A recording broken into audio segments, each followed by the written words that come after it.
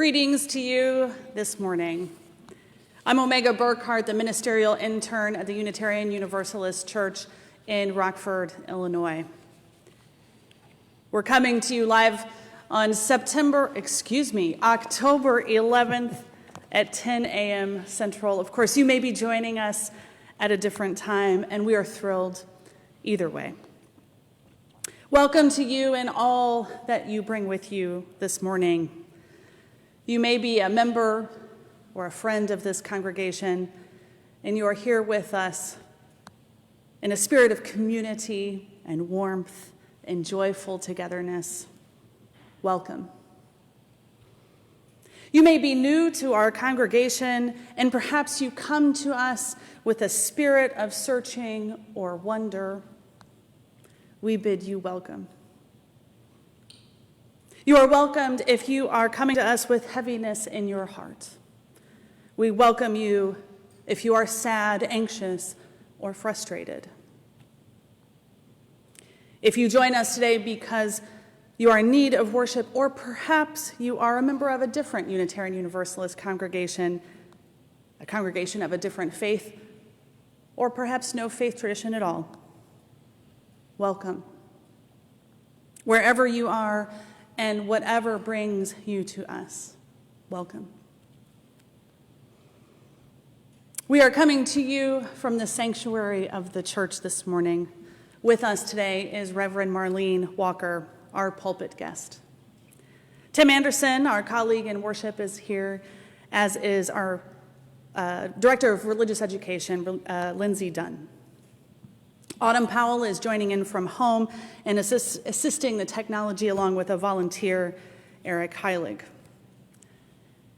Our worship associate, Shiraz Tata, has pre-recorded her testimony, and you will hear that a little bit later in this service today. Chris Ainsworth is with us, our membership coordinator, and she's joining in on the Facebook feed. Reverend Matthew Johnson, of course, is on sabbatical and will return later in December. I'd like to also draw your attention to the beautiful flowers that we have with us today. They are in celebration of Dwayne and Sue Wilkie's 50th wedding anniversary. Congratulations to you both. Please feel free to comment on our Facebook feed as a way to build community during this time. Remember, it is a public space, though. You can turn those comments off if you prefer to not see them as well. At this point, I will ring the bell and we will worship together.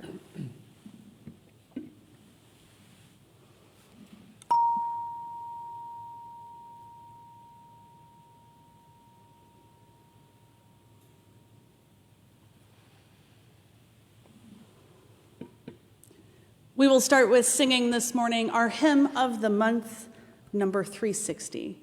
Tim will play it for us, and please join in body or spirit at home with us this morning.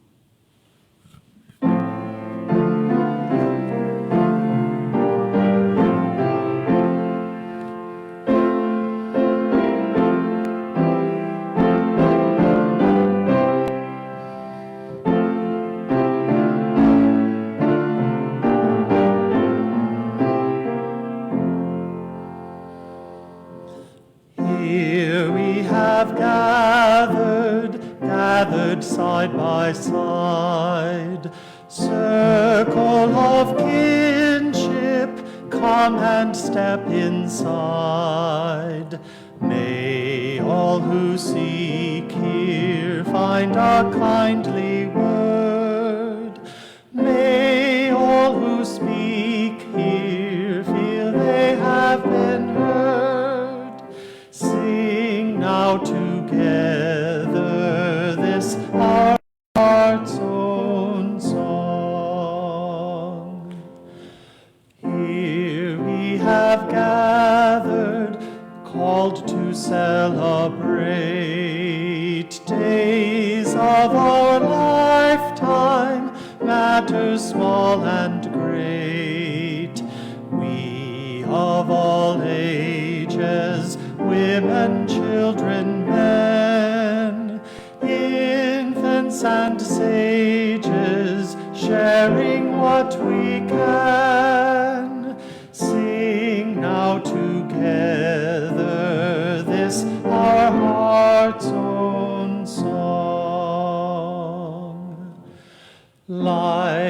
has its battles, sorrows, and regret.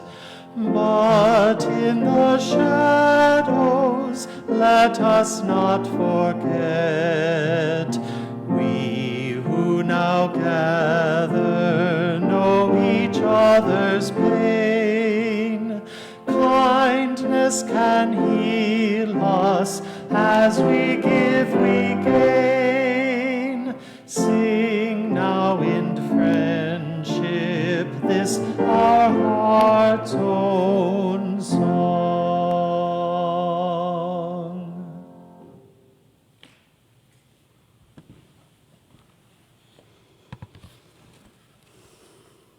I am so glad you are with us for worship today.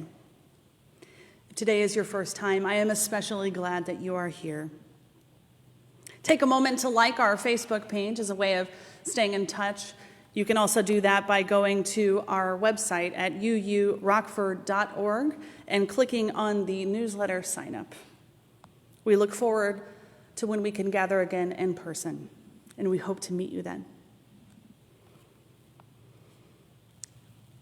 The flaming chalice is a symbol of our faith, a beacon of truth, a fire for justice, and a warmth for our soul. As Lindsay lights our chalice here at church this morning, let us speak together the covenant of our church.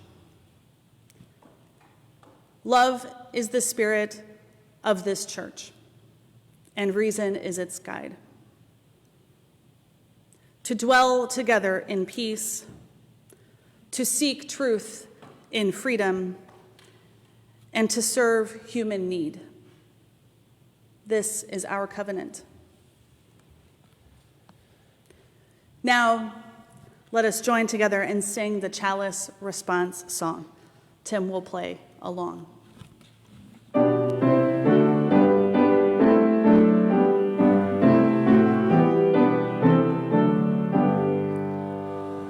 May love shine forth through us today. May light of reason guide our way. May beauty, truth, and joy become a flame that burns in every one.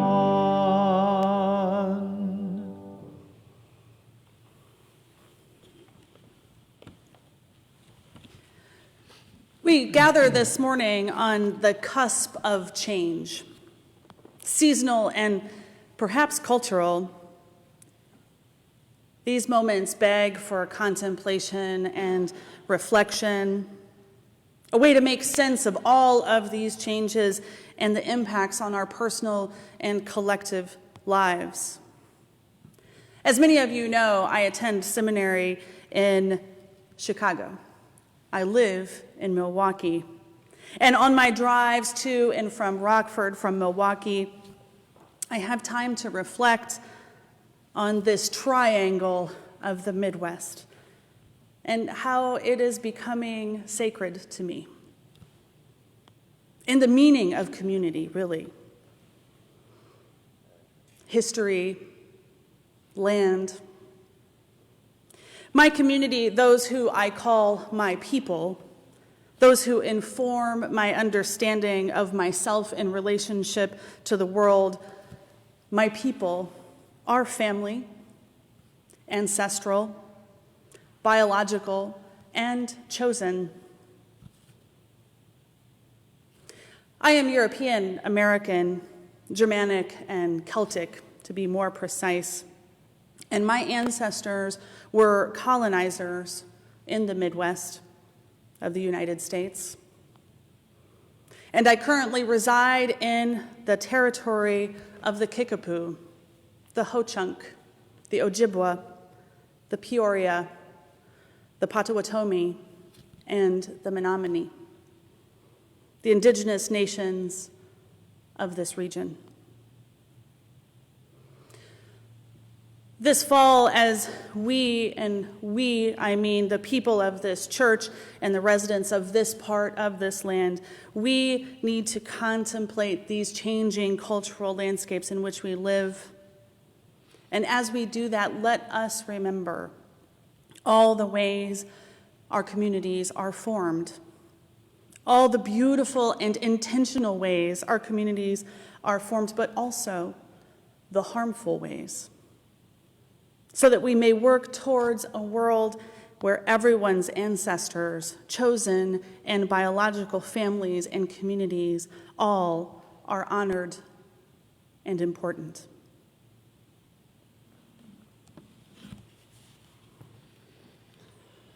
The star of truth but dimly shines behind the veiling clouds of night, but every searching eye divines some partial glimmer of its light. From honest doubt we shall not flee, nor fetter the inquiring mind. For where the hearts of all are free, a truer faith we there shall find.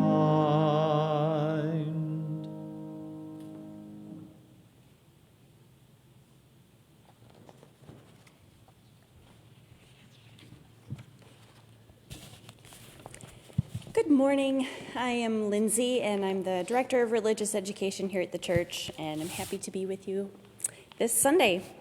Our story today is Encounter by Brittany Luby.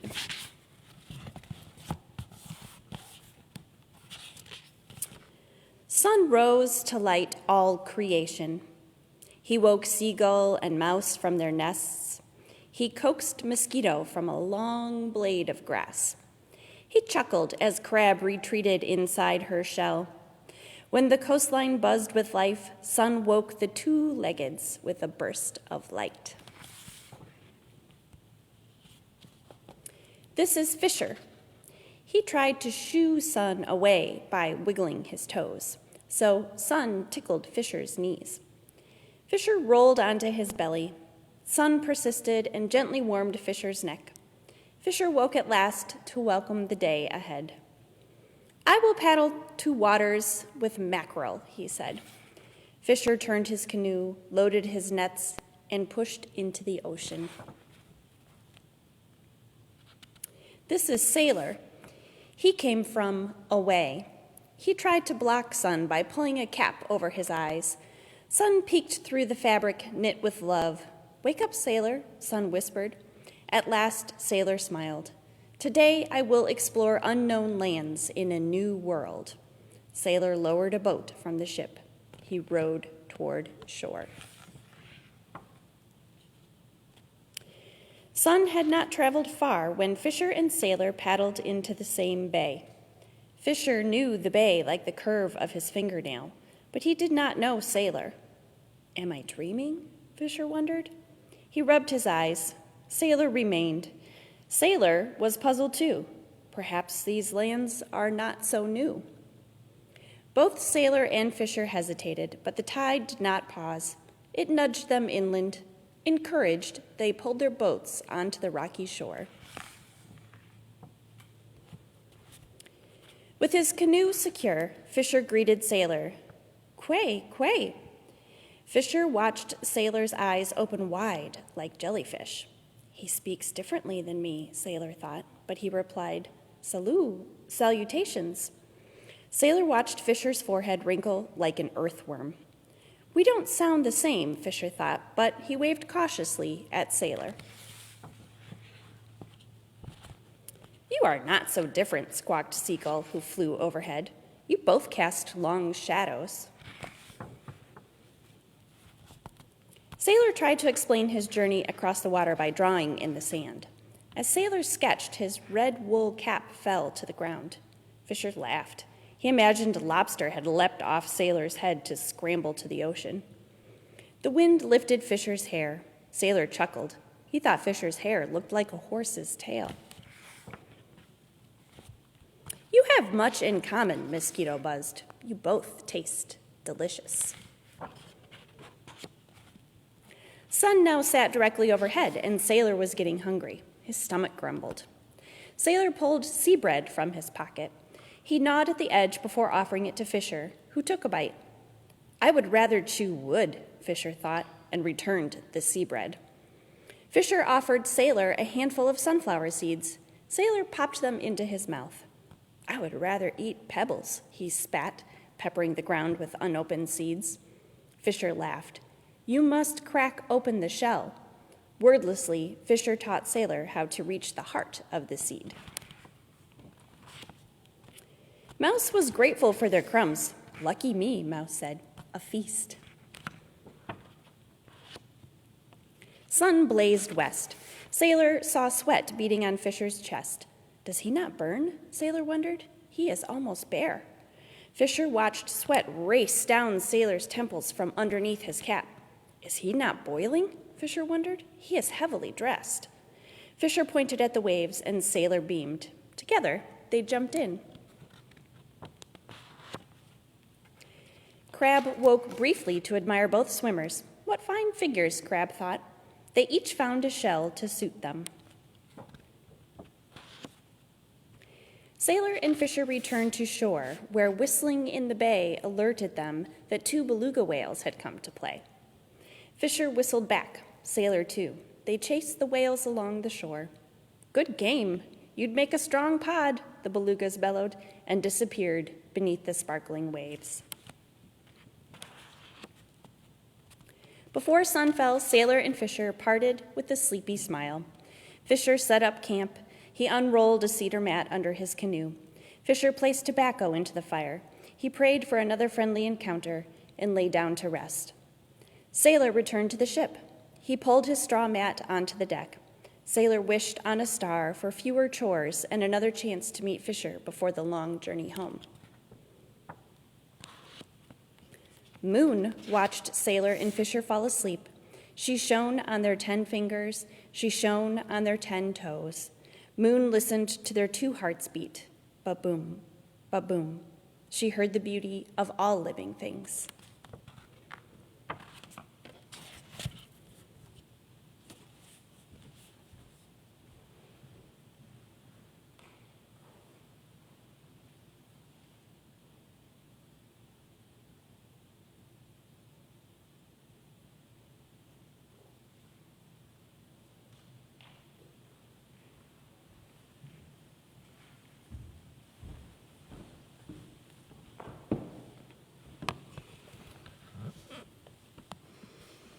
We will continue to worship online for the foreseeable future.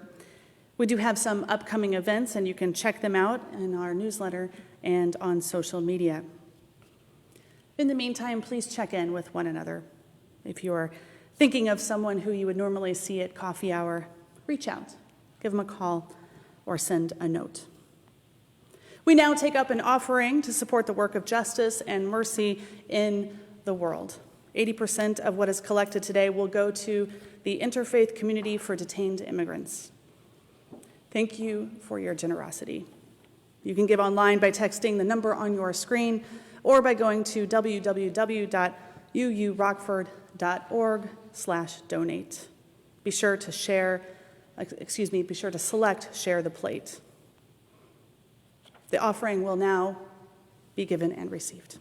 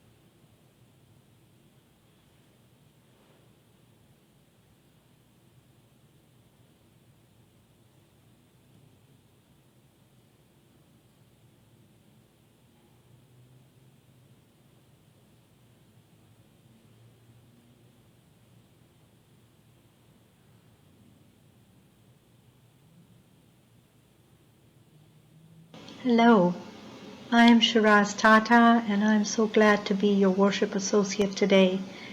It gives me the feeling that I'm able to speak with you, something I have missed doing over the last few months. I hope you are well as we are.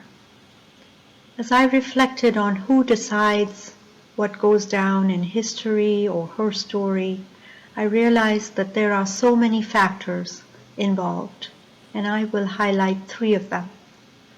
1, the folks who are in power or have the power to share their narrative seem to be the ones to decide what gets put in the history books. 2, what I learned in my history classes in India also had to do with the part of the world that I grew up in and the information I had access to.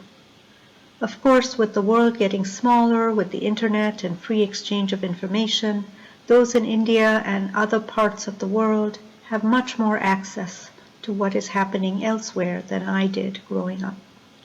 But we still pick and choose what information we get and from what sources, and what may be more accessible to us may vary due to a variety of reasons. 3, my own life experience shows me that when I came to this country and got to know people different than myself, my narrative changed. I was able to challenge stereotypes I had about people I had never met before. I also know that there was only so much I could digest sometimes when I was exposed to more information. I learned more about systemic and institutional racism in the late 90s when I took a healing racism class with community members in Rockford. I remember that I was so upset that it took me a little time to process all that information. The above insights, which again are how I view history or her story through my lens, have taught me to seek various perspectives, pace myself, try to meet people where they are even though that's hard, as I decide how I want to clarify what I see as a false narrative.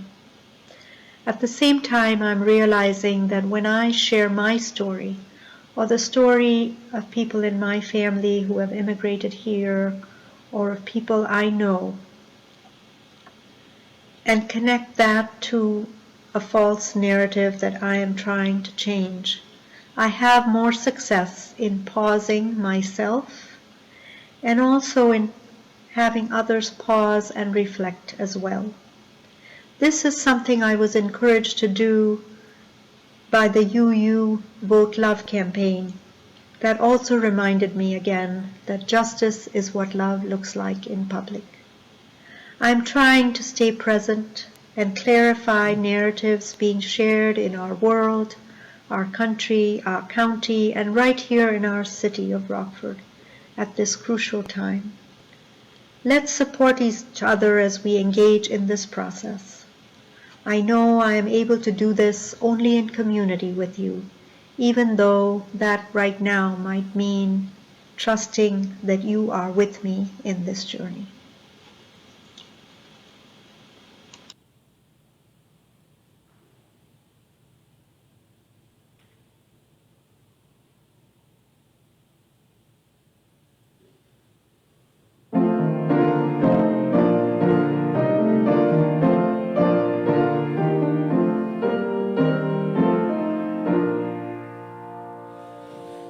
As tranquil streams that meet and merge and flow as one to seek the sea, our kindred hearts and minds unite to build a church that shall be free.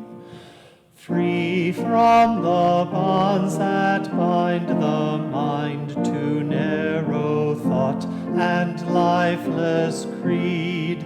Free from a social code that fails to serve the cause of human need. A freedom that reveres the past but trusts the dawning future more. and bids the soul in search of truth adventure boldly and explore.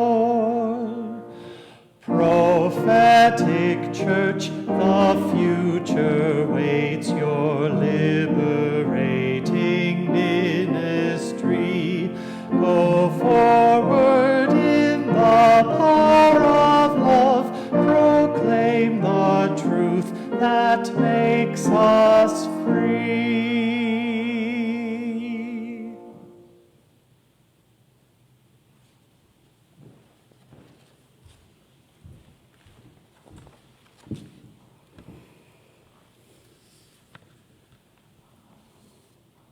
I'd like to share with you a reading by Mike Johnson.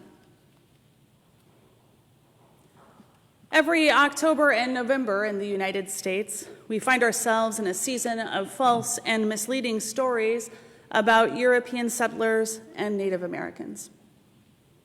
First, there's the story that Columbus discovered America in 1492.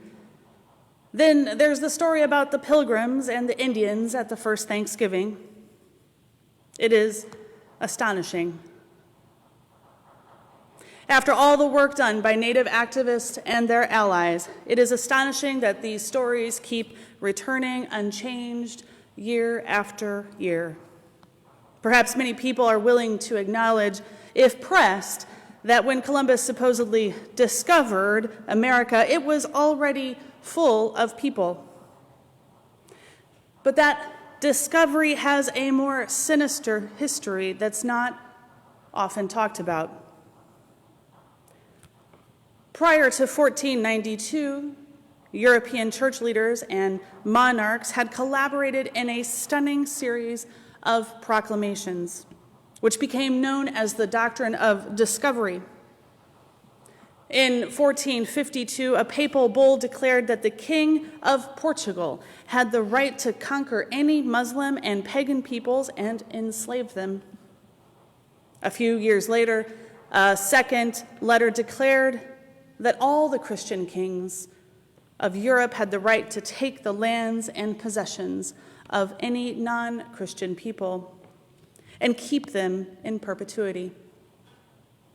If the pagan inhabitants could be converted to the Christian faith, they might be spared, but otherwise they could be enslaved or killed.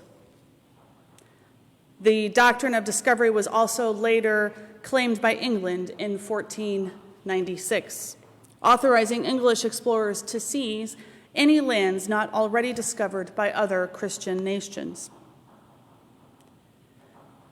The doctrine of discovery became the legal basis for the, quote, discoveries of Columbus and others, and for the resulting attempts to conquer and colonize the Western Hemisphere, unleashing genocide on its peoples.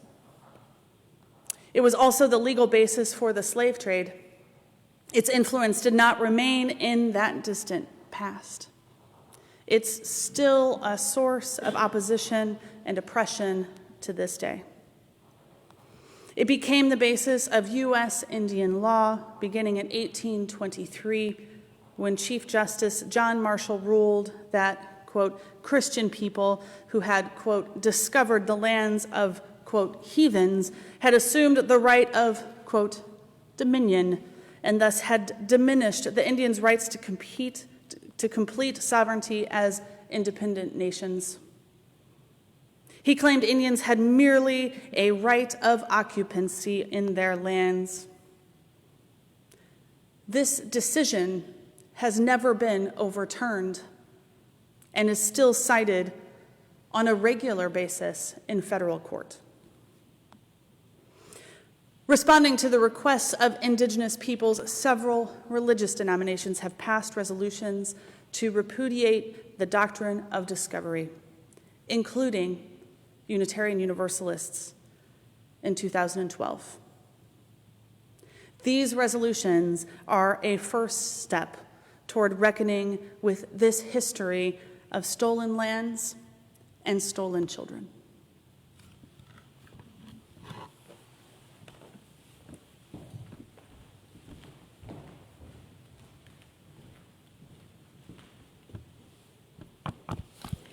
For our centering this morning, I would like to share with you a video. It's a video of music by young Indigenous people. They're talking about how important their home and their land is to them. And on this day, I think it's appropriate that we hear their voices.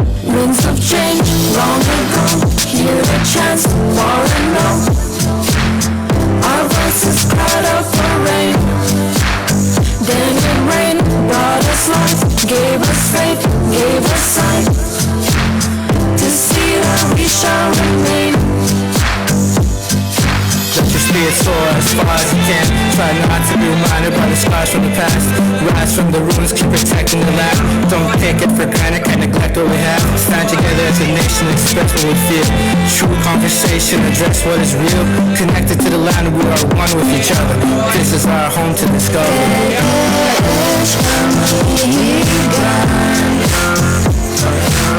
It feels like home to me.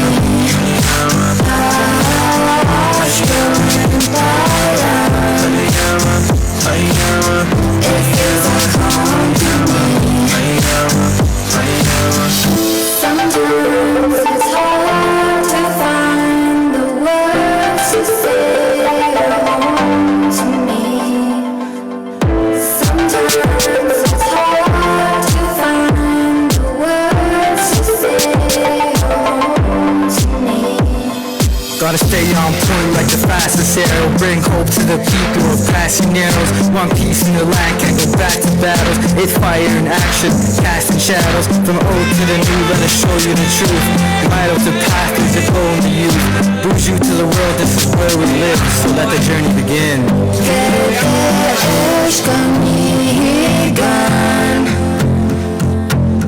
It feels like home to me. It feels like home to me.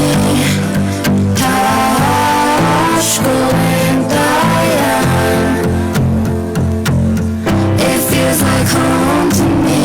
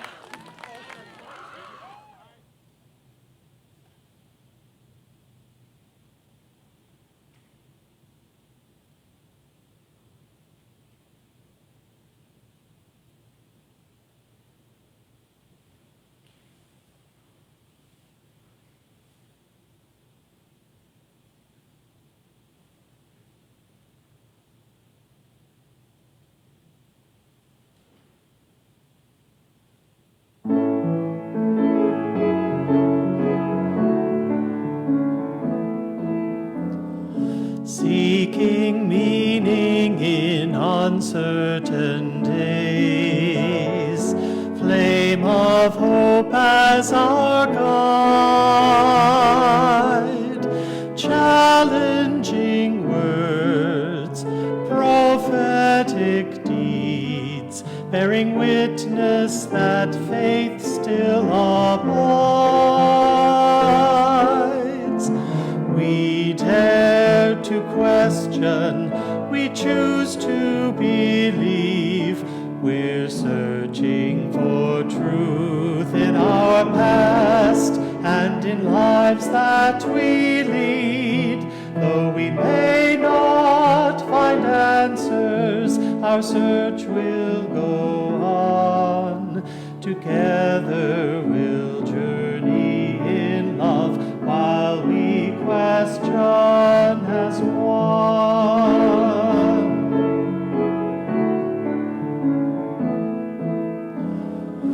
With adventurous spirits and minds, and with hearts full of care, wisdom of old, gifts of today, intermingling with lives that we share. We dare to question, we choose to believe. We're searching for truth in our past and in lives that we lead. Though we may not find answers, our search will go on. Together we'll journey in love while we question as one.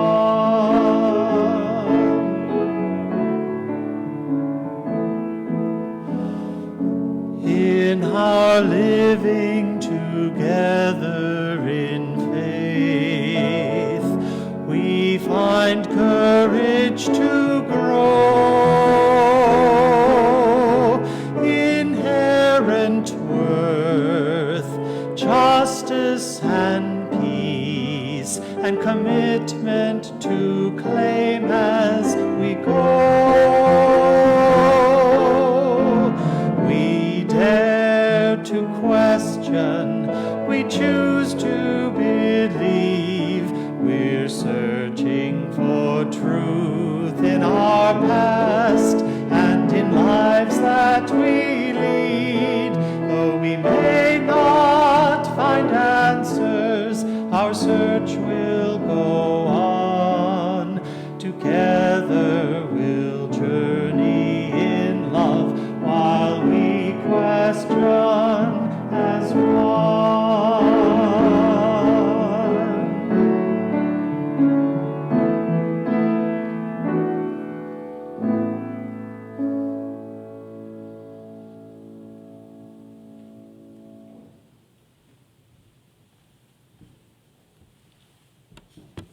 Good morning. It's really good to be with you again this week. My sermon this week is a sermon in 3 parts. The first I will call the learning, the second the unlearning, and the third is the relearning. And it begins with my own story of learning and unlearning. I grew up in Boston, Massachusetts, Cambridge to be precise, on land of the people of the Massachusetts and Pawtucket people. There's something about growing up in Boston that includes being totally immersed in history. You can't miss it. You're surrounded by it. You're immersed in it. It's everywhere you look. Like many of us, I learned the false history. Columbus sailed the ocean in 1492 and discovered America. And then the Pilgrims arrived. I can't tell you how many field trips we took to Plymouth Rock. And in school, there are all those coloring projects of Columbus and his ships discovering America that we colored and they put up on the windows. And then later we would do the Pilgrims and the Indians and the cornucopia for Thanksgiving because we were also learning that myth of what the first Thanksgiving was like. And that history that we learned was so solidly based on that doctrine of discovery and of manifest destiny. And that was my first learning. Years later, as a young adult, I lived in Boulder, Colorado. I was a young mom. I became a member of the Unitarian Universalist Church there. It was actually my first active place as a lay member. At that time at the UU Church, the minister there had sort of built the whole worship and spiritual life at the church around Native American religions. Lots of chanting, lots of rituals. We did sweat lodges, all kinds of rituals that we were told were Native American spirituality. That was my next learning. I want to share with you some words of Winona LaDuke, who is the executive director of Honor the Earth and an Ojibwe activist and economist on Minnesota's White Earth Reservation. She writes, "There is this magical made-up time between Columbus Day, or Indigenous Peoples Day, and Thanksgiving, where white Americans think about Native people. That's sort of our window. November is Native American Heritage Month, and this weekend is Indigenous Peoples Day. Before that, of course, is Halloween. Until about 3 years ago, one of the most popular Halloween costumes was Pocahontas. People know nothing about us, but they like to dress up like us or to have us as a mascot. We are invisible. Take it from me, I travel a lot and often ask this question. Can you name 10 indigenous nations? Often, she says, no one can name us. The most common nations named are Lakota, Cherokee, Navajo, Cheyenne, and Blackfeet, mostly native people from Western movies. This is the problem with history, she says. If you make the victim disappear, there is no crime. And we just disappeared. But here's what I want people to know today about Native Americans. There are over 700 indigenous nations in North America. We are doctors, lawyers, writers, educators, and we are here. We are land-based and intend to stay that way. America was stolen or purchased for a pittance. Of the 4% of our land base which remains, we intend to keep it. I'm tired of being invisible. What I want to say is that we are beautiful, amazing, tough as can be people, and it would be nice if we thought of each other kindly and with compassion. I am certainly not too tired to battle, but I would really like us all to do our part beyond Native American Heritage Month. And this brings me to the story of my unlearning. One of the blessings I had being in Boulder, Colorado, is I returned to my undergraduate studies at the University of Colorado with a major in religious studies with an emphasis on Native American religions, because I liked all that Native American spirituality I had learned at church. I began to actually do reading of actual accounts of Columbus and what he brought about the violence and the subjugation and the rape and the disease. And I particularly studied Native American religions with a wonderful professor named Sam Gill. And I learned about the myth of the noble savage and the white plastic Indian. And I learned that what I thought was Native American spirituality was not at all. It was made up by white folks.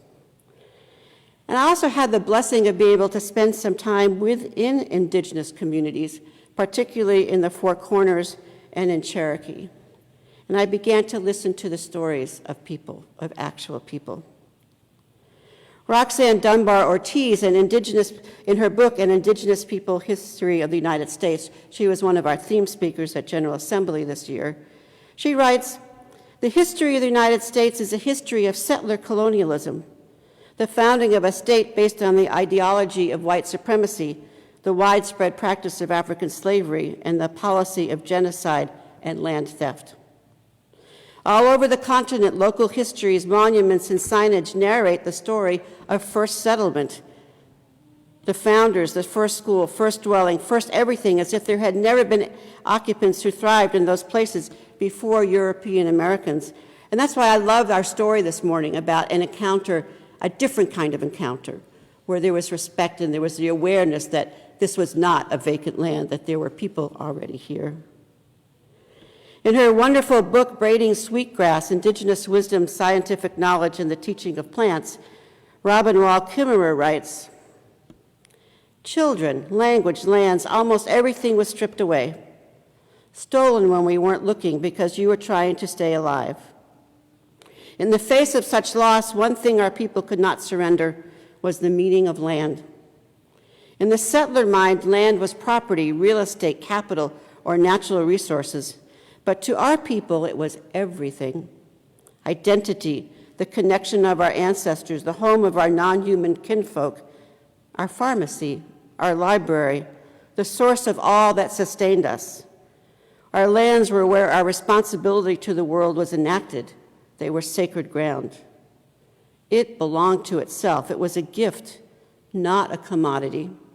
So it could never be bought or sold. These are the meanings people took with them when they were forced from their ancient homelands to new places. And still, Columbus Day is a federal holiday, despite Columbus never having set foot on any territory ever claimed by the United States. So my relearning was really about spending time with Native people and hearing their stories and beginning to understand their connection, their deep connection to the land. The author of our reading this morning is a Unitarian Universalist minister colleague, Mike Johnson. She also writes, she's also Indigenous, and she writes later, if European Americans begin to learn the real stories and become aware of the level of devastation and grief suffered by Indigenous peoples, our first reaction can sometimes be defensiveness. After all, we think it wasn't me personally who stole Indian land or caused disease among the people or killed anyone. Perhaps our second reaction is a feeling of guilt because of what our ancestors may have done. But I have learned, she says, that neither defensiveness nor guilt is really very helpful. In a way, they keep the overwhelming losses at arm's length. She says we must go deeper than that. Is there a way we can acknowledge the terrible brokenness? How can we begin to find healing or a way to restore wholeness? She says, one first step for me has been to listen to Indigenous people tell their own stories. I needed to learn how to listen to stories of loss and pain. Listening is not about fixing something or feeling guilty or giving advice.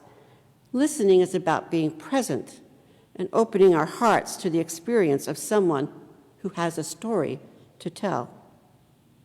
We need to seek out those stories of brokenness, to listen and let our hearts be broken by them. There have been moments when the pain of such listening has felt almost too much to bear, but she says she's reminded how much more painful it must be for the one telling the story. Then I felt such gratitude that someone was willing to share these stories. And that has been the important part for me, too, is actually telling the stories, learning the story, the real story of the people of the land I live on. I now live outside of Beloit, Wisconsin, on Ho-Chunk people's land, on Potawatomi land, primarily Ho-Chunk, though. We know them as the name we gave them, Winnebago, but they call themselves Ho-Chunk. I realized I didn't know a whole lot about those stories, about those people and the land that I lived on, and I wanted to find out more about them. So a couple of weeks ago, I went to this wonderful place outside in Beloit called Nature on the Confluence. It's a nature center on the confluence of the Rock River and Turtle Creek. And I had a wonderful morning walking the grounds there and talking with Therese Oldenburg, their director. And at that place, at the confluence, it was discovered that this was actually a Ho-Chunk village, a large Ho-Chunk village called Ketchak, and that there were people who lived there, who had homes there, who had gardens and raised crops there. And Therese told me something that really struck home with me. She said she knew all of that, and it wasn't until the day that she went into some historical records and found a listing of the names of all the people who lived in that village, all the Ho-Chunk people who lived in that village, and how many were in their families. And she said the names made them real for her. And she shared with me a video that talks about that shares the names. I'm going to share that video with you this morning.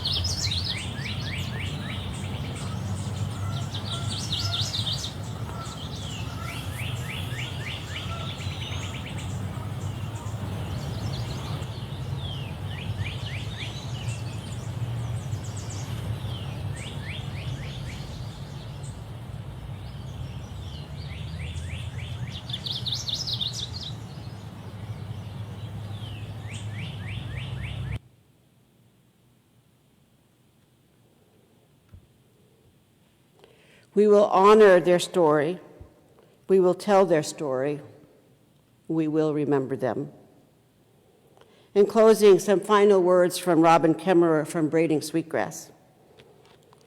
For all of us, becoming indigenous to a place means living as if our children's future mattered, to take care of this land as if our lives, both material and spiritual, depend on it. And they do, my friends, they do. Thank you.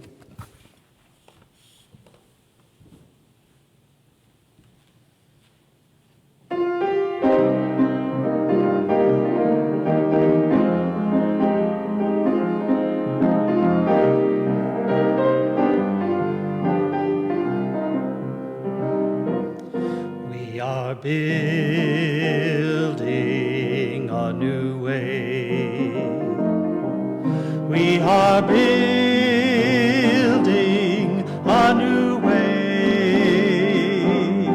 We are building a new way, feeling stronger every day. We are building a new way. We are working to be free. We are working to be free. We are working to be free. Hate and greed and jealousy. We are working to be free. We can feed our every need. We can feed our every need. We can feed our every need. Start with love, that is the seed. We can feed our every need. Peace and freedom is our cry. Peace and freedom is our cry. Peace and freedom is our cry. Without these, this world will die. Peace and freedom is our cry.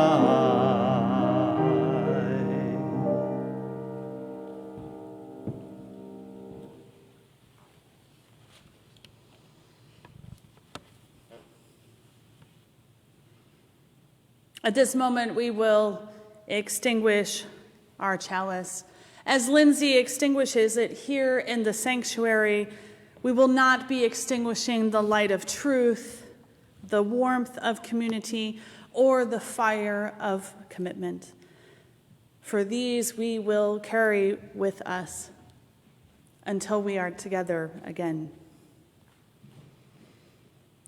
This benediction that I offer you is modified from the words of a territorial acknowledgement written by Sean Neil Barron. We have gathered together as a community of seekers to honor the interdependence of life, to respect the dignity of all, and to honor the land we walk humbly on. We are blessed to strive and live out our common principles, to bring justice, equity, and compassion into our daily lives, to resist all that threatens the earth and her people, and to live out our dream of a world of community, of peace, of liberty, and justice, true justice for all. Let these thoughts carry us forth as we journey together. Blessed be. Amen. Bendita sea. Join us in our sung blessing.